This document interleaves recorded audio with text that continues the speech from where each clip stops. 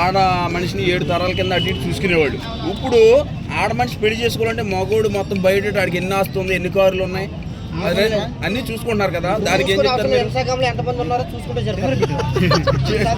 చెప్పురా దీని గురించి చెప్పు. అప్పుడేమో ఫస్ట్ అలాగా, ఇప్పుడు ఇలా మారింది, దాని గురించి నీ ఒపీనియన్? ఎట్లా అంటే అప్పటికి ఇప్పటికి జనరేషన్ చాలా డిఫరెంట్ ఉంది. అప్పుడేమో అసలు ఎట్లా అంటే అమ్మ వాళ్ళ తరంలో అతనికేమో సాఫ్ట్వేర్ ఇంజనీర్, సాఫ్ట్వేర్ జాబ్ కావాలి.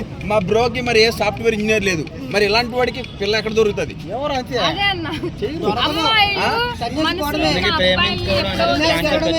ఇప్పుడు మా ఓడి సాఫ్ట్వేర్ జాబ్ లేదు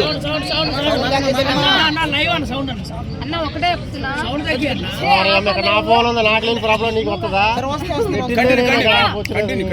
అమ్మాయిలే గాని అబ్బాయిలే గాని మనసున్న అమ్మాయిలు అబ్బాయిలు ప్రేమించి ఎప్పుడో మానేశారు. మనసు ఎక్కడ ఉంది అసలు? అసలు మనసు లేదు. బండరాయి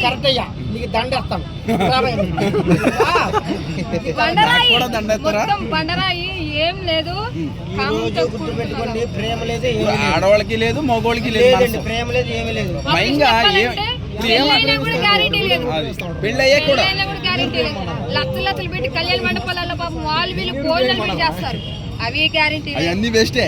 ఏం ఉండదు అసలు. ఇంకా ఏంటంటే మా అమ్మ చెప్పింది, నాన్న చెప్పింది.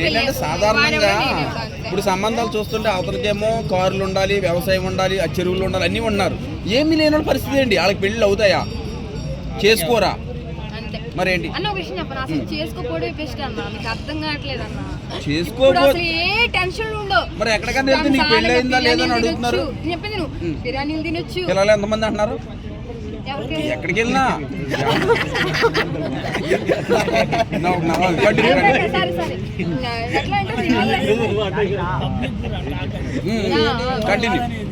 అయితే మంచిగా అడుగుతున్నాం. మీరు మాట్లాడకూడదు. ఓకే.